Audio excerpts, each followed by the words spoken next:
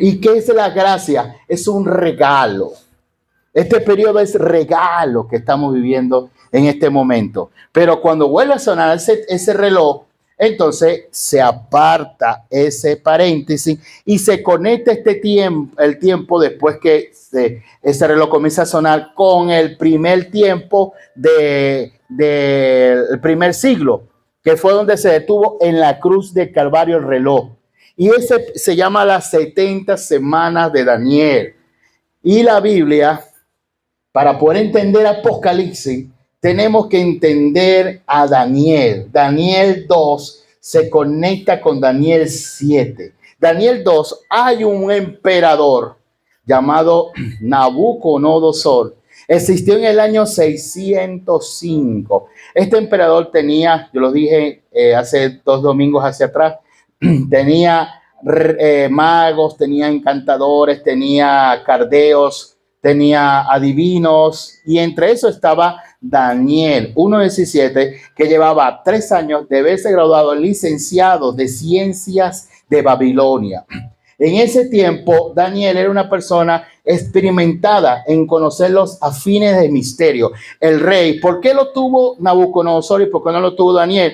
Porque el sueño era en el nivel de emperador, porque se trataba de imperios. Ahora, ¿y por qué no se lo reveló a él? Porque a él se le dio el sueño por pertenencia, por ser un emperador, mas no por intimidad, que fue con Daniel. ¿Qué es intimidad? Mis fieles, la comunión íntima de Jehová es para los que le aman, para que los que le temen, y a ellos Dios le hará conocer su pacto. Aunque Nabucodonosor lo tuvo, porque él era emperador y como se trataba de imperio, pero Daniel era el encargado de interpretar los secretos de Dios. Él vio una estatua que tenía 5 dimensiones. La primera es una cabeza de oro, referente a Nabucodonosor y su gobierno, que será muy brillante, muy fuerte. Y de hecho, desde el tiempo del año 605 al año 539 antes de Cristo, las transacciones financieras eran por oro. Y lo inicia Babilonia, lo inicia Nabucodonosor. Cuando Abraham había, pero no era tan espléndida, se inicia formalmente desde el tiempo del año 605 a 539 por Nabucodonosor. Después, la segunda parte del sueño habla, ahí había un león. El león representa soberanía y representa gobierno y poder. Eso fue lo que el emperador Nerón vino a establecer. Después, la segunda parte del sueño habla de un pecho y de unos brazos que estaban de plata. Era expuesta por un oso. Por el oso. El oso representa el oso era la representación de los medos y los persas. Medos persa era representación del oso. ¿Qué representaba el pecho y qué representaba de plata los brazos? El dinero. En ese tiempo la plata comenzó a tener autoridad. Ese oso tenía en su boca 3 costillas. ¿Qué significa esas 3 costillas? 3 imperios más o 3 naciones más que conquistaron. Conquistaron a Libia, conquistaron a Egipto y conquistaron a Libia, Egipto, y me parece que conquistaron también Libia, Egipto. Bueno, conquistaron a 3 imperios más. No me acuerdo ahorita la otra. Después de allí vemos que en su vientre, ahí estaba, en el pecho, estaba gobernando los medios y los persas. Medo, porque era de menos fuerza, y persa era de más fuerza.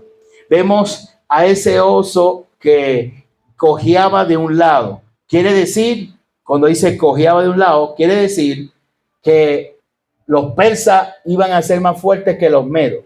A pesar de que los dos estaban unidos, uno iba a ser más fuerte que el otro. Después viene otro que se llama bronce. El bronce era en el vientre y en los muslos.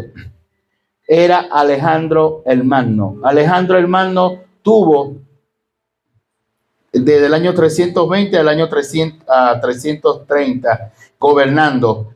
Entró un día por la entrada del río y entrando por la entrada del río, dice que conquistó a Babilonia.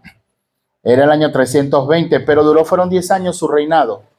Y Daniel 7 habla de una bestia que tenía 4 cabezas, porque después de su muerte, su reino se divide en cuatro generales dividen su reino, ¿no? Silemauco, Casandro, Leuco y Ptolomeo dividen su reino. Ok, ahí vemos que tenía unas alas, quiere decir que su reino iba a crecer rápido, iba a ser fuerte, era un leopardo. El leopardo es firme cuando pisa y iba a crecer muy rápido. Duró 10 años. Después vemos en las piernas de ese sueño, vemos hierro con barro. Esas piernas representan dos cosas: poder religioso y poder político. Se está refiriendo a Roma.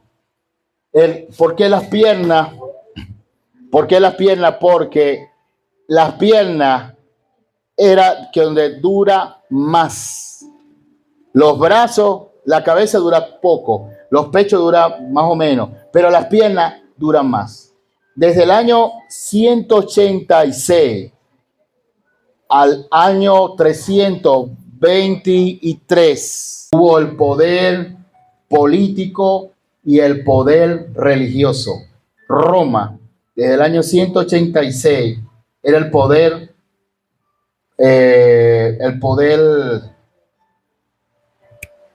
militar, corrijo. Y en el año 323 inicia con Constantino el poder religioso. Por eso que dura más. Pero tenía 10 dedos. Y los 10 dedos representan 10 países de la comunidad europea. Y esos 10 países de la comunidad europea tienen 10 reyes: España, Noruega, Mónaco, Reino Unido, Liechtenstein, Holanda, Dinamarca, Luxemburgo, los 10 reyes de las comunidades europeas. ¿Okay? ¿Por qué hay hierro y por qué hay barro? Hierro es porque los romanos han pasado 7 Césares, y de esos 7 Césares pasó uno llamado Nerón, que tiene la misma característica del anticristo. En Nerón se va a vaciar en el hombre que va a gobernar como el anticristo. Nerón mató hasta a su mamá. Nerón mataba a los niños, abusaba de las mujeres, era un emperador despiadado y sin precedente. Era muy malo. Y se cree que es un hombre, tiene los tres 6. El primer 6 representa a hombre, el segundo 6 representa al diablo y el tercer 6 representa a la bestia. El primer 6 es no perfeccionado, porque en ese 6 fue que la creación fue creada en Génesis 1:26. Y el segundo 6 representa humanidad y el tercer 6 es que se va a creer tener autoridad de Dios para que le adoren. ¿Se acuerdan en Daniel 3 que vino Nabucodonosor? Se creó una estatua para que le adoraran. El sueño de Daniel 2, en Daniel 3, él lo hace que sea así. Y en Daniel 4, él entonces es humillado 7 años. Esos 7 años representa el periodo de la gran tribulación. Daniel 2, Nabucodonosor tiene un sueño, 550 años más.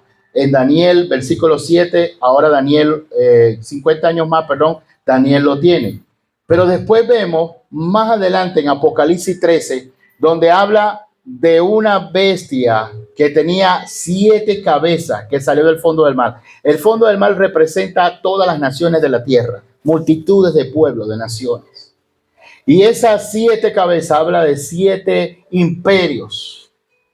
Quisiera que habla su Biblia. Habla su Biblia. Y lea Apocalipsis 13 muy amable y respetuosamente. Lea Apocalipsis 13, del 1, usted va a ver en los primeros 5 capítulos lo que yo le estoy diciendo. Pero después se va a Apocalipsis 17, versículo 9 al 12. Voy a entrar en algo muy delicado y muy profundo.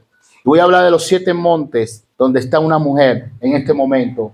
Donde está los 7 montes son 7 sitios que la sostienen. La mujer representa el poder religioso. Los 7 montes habla de ese dragón, esa bestia que tenía esas 7 cabezas. Pero también habla de unos cuervos que tenían 7 diademas. Yo quiero decirle 10 cuervos que tenían 10 unas diademas, ¿verdad? ¿Cómo está compuesta la bandera de Europa? Las banderas de Europa, el dinero, no tienen unas estrellas arriba. Gobierno, lo que habla eso. El 4 de julio del 2023, el Papa Francisco hizo una reunión para crear una sola religión a nivel mundial y con la intención de haber una única moneda y crear en sí el paso para el nuevo orden mundial. En China, en Shanghái, también hubo una reunión aliada con Rusia, aliada con Irak, aliada con Irak para darle formalidad a esto. ¿Cómo está compuesta la bandera de Irak? 4 colores. ¿Cómo son los 4 colores del Apocalipsis? El caballo blanco es una representación del anticristo. Blanco representa falsa paz. Cuando digan paz, primero 3 años y medio, después segundo 3 años y medio, y seguridad, pelará los dientes. El anticristo. ¿Ok? Para darme a entender con mucha coloquialmente. Entonces, el caballo blanco representa paz, uno de los colores de la bandera. El caballo rojo representa violencia. El caballo negro representa muerte. Esos son los sellos, los primeros sellos. Y el caballo negro representa, el caballo blanco paz, falsa paz. El caballo rojo violencia. El caballo negro representa hambre y el caballo verde representa muerte. Los colores. Los primeros sellos de Apocalipsis. Apocalipsis está compuesta en 3 cosas. Lo que fue, lo que es y lo que ha de ser. Hoy te va a aprender a conocer Apocalipsis en pocos minutos. En pocos minutos.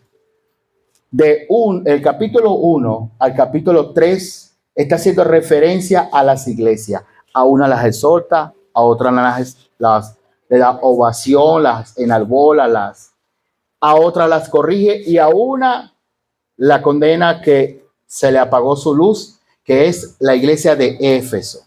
¿Okay? Apocalipsis capítulo 1 al capítulo 3 habla de iglesia. Ya está entrando en lo que eso se llama cinte profético, que es una cinte profética que es como que hay una pausa para volver es como que si, con todo el respeto, como que si estuviéramos grabando aquí en la tierra y de repente ponen la cámara allá en el cielo, ¡pum! ¿Cómo capítulo 4 qué dice? Ahorita vamos a interpretar Apocalipsis 13, pero para darme a entender que se conecta lo que le estoy diciendo con el 13. Dice, después de esto le dije, sube acá. Ya era el arrebatamiento de la iglesia. Y te mostraré las cosas que han de acontecer. Ya no estaba la iglesia en la tierra. Cuando dice, sube acá, es que la iglesia, hay 3 posiciones teológicas, escatológicas, serias, que tienen disyuntiva en este tema.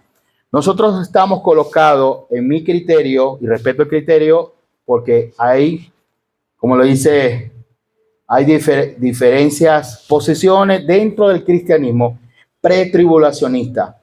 Y tengo bases bíblicas como dicen en Oriente, de más para aseverar mi posición teológica. Respeto la de otras iglesias,